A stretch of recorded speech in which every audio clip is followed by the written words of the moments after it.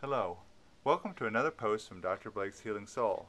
Today our athletic trainer, Aphrodite, will explain the role of the calf in the treatment of Achilles tendonitis and plantar fasciitis.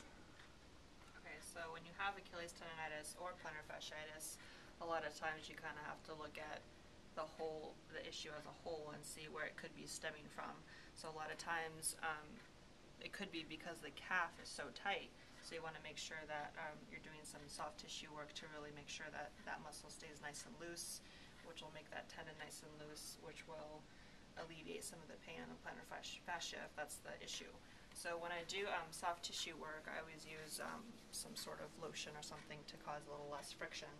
And then I just make sure that I cover the whole calf, and I just go kind of up in little strokes. You don't want to go too deep because you can actually cause more tightness if you go too much. Make sure the patient is breathing just nice and slow, kind of break up any knots or scar tissue that might be in there. And then typically I'll go for about 5 to 10 minutes just in this sort of fashion, making sure it gets nice and loose. Now, is this something that a patient can do in a sort of a modified way at home if they know they have, these problems? Yeah, I mean, if she wanted to do it herself, she could do it seated and just kind of use her own hands to cover the calf area.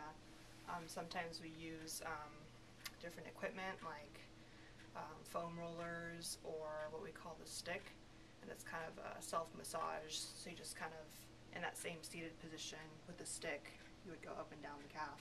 Is that a product they can buy, like the foam rollers? Yes, so you can get it. Some, it's mostly medical supply stores, but some places like Sports Basement or Sports Authority actually have them there. So you just kind of have to look around and see where you can get it. Great. All right, thank you very much, You're Aphrodite. welcome.